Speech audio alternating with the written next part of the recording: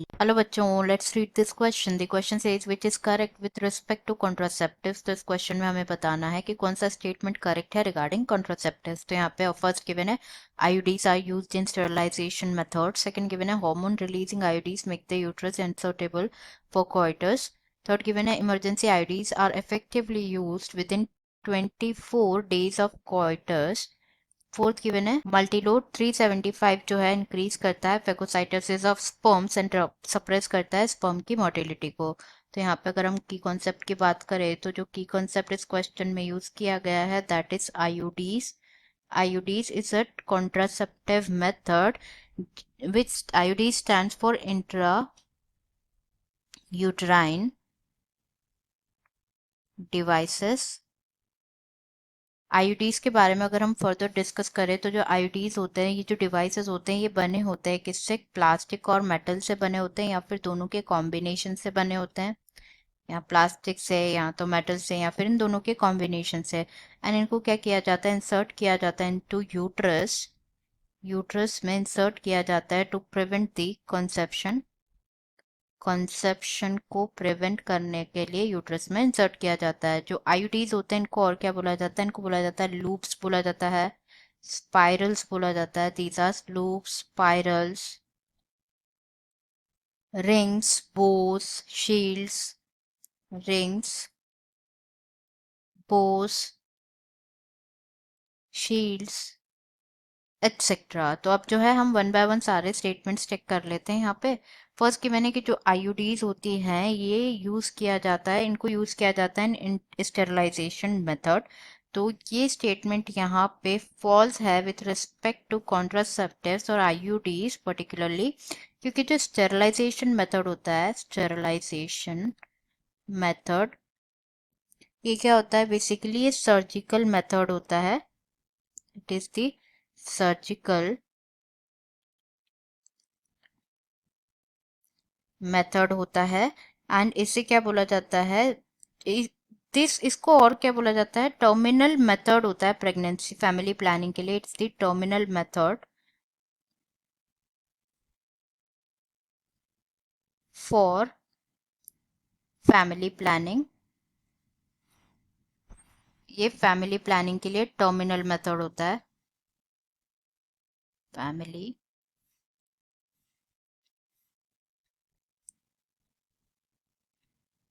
Planning. तो जो sterilisation होता है ये प्रोसीजर, ये दोनों मेल एंड फीमेल दोनों में ही डिफरेंट होता है। That is vasectomy, vasectomy and tubectomy. तो वेसेक्टमी की पहले बात कर लेते हैं। ये surgical method of like it is a surgical method of sterilization of males. तो इसमें क्या होता है? बेसिकली जो वासा डिफरेंशिया होता है, वासा डिफरेंशिया इन मेल्स, डिफरेंशिया, उसको ब्लॉक कर दिया जाता है by cutting, by cutting, cut कर दिया जाता है एंड ब्लॉक कर दिया जाता है ताकि जो स्पर्म्स हो वो मेल की लाइक मेल रिप्रोडक्टिव सिस्टम में पास ना हो, unable to pass down the male reproductive system. Tubectomy की अगर हम बात करें तो जो ट्यूबेक्टमी है it is the surgical procedure of female sterilisation. Female sterilisation के लिए इसमें क्या होता है? जो दोनों जो फैलोपियन ट्यूब्स होती है उसको लाइक कट कर दिया जाता है, इस एक्साइज्ड और लाइगेटेड, ताकि जो पैसेज होता है ओम का वो ब्लॉक हो जाए। इसमें फैलोपियन ट्यूब को कट कर दिया जाता है। तो इसमें कोई इन्वॉल्वमेंट नहीं होता है आईयूडीज का। That's why the first statement is false. Second given है हार्मोन रिलीजिंग आईयूडीज जो होती है वो बनाती है यूट्रस को अनसुटेबल फॉर कॉइटस। ये स्टेटमेंट भी फॉल्स है। तो यहाँ पे अगर हम आईयूडीज के बारे में डिस्कस करें तो आईयूडीज जो होती है थ्री टाइप्स की होती है: inert IUDs, copper releasing and third one is hormone releasing IUDs. Hormone,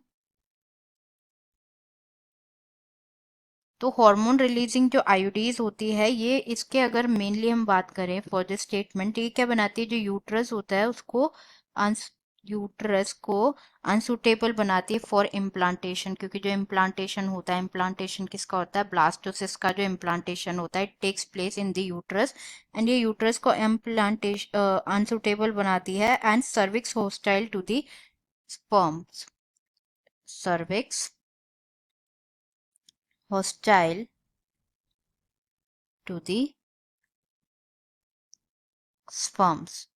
तो ये भी स्टेटमेंट यहाँ पे इनकरेक्ट हो जाता है, क्योंकि यहाँ पे गिवन है कि ये अनसुटेबल बनाती है for coitus, not for coitus, it makes the uterus unsuitable for implantation. Third given है जो इमरजेंसी आईडीज होती हैं इनको इफेक्टिवली यूज करना चाहिए with in 24 hours of coitus. तो यहाँ पे अगर हम बात करें अबाउट इमरजेंसी कॉन्ट्रासेप्शन की, इमरजेंसी कॉन्ट्रासेप्शन, तो जो इमरजेंसी कॉन्ट्रासेप्शन जो होता है ये ट्रीटमेंट होता है for unprotected sex, for unprotected sex के लिए ट्रीटमेंट होता है, जिसमें क्या होता है बेसिकली जो इंसर्शन होता है आईयूडीज का, इंसर्शन होता है with in 72 hours of unprotected sex, 72 hours of unprotected sex, जो कि प्रिवेंट करता है इम्प्लांटेशन को, इम्प्लांट टेशन को प्रिवेंट करते हैं। तो यहाँ पे ये स्टेटमेंट भी यहाँ पे फॉल्स हो जाता है। यहाँ पे लिख गिवन है with in 24 hours, not 24, it should be 72 hours of unprotected sex. And जो मल्टीलोड 375 इंक्रीज करता है phagocytosis of sperms and suppress करता है स्पर्म की मोटिलिटी को। तो जो मल्टीलोड 375 है it is an example of copper releasing IUD, Multiload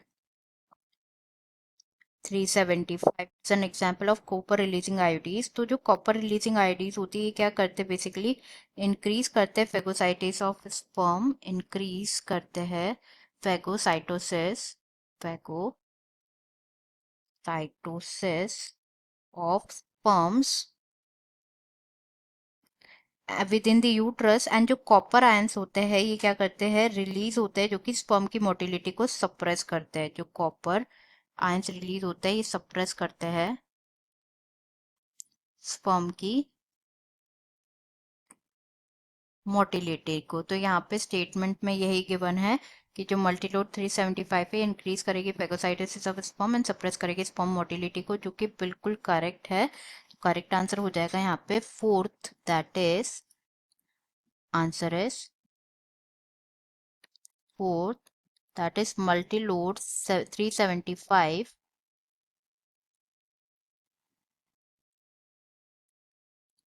increases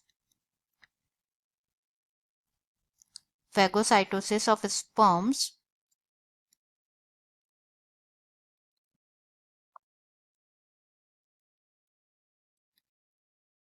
and suppresses the motility of sperm,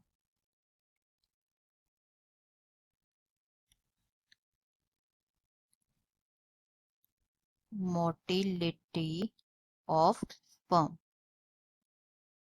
I hope you understood it well. Best of luck.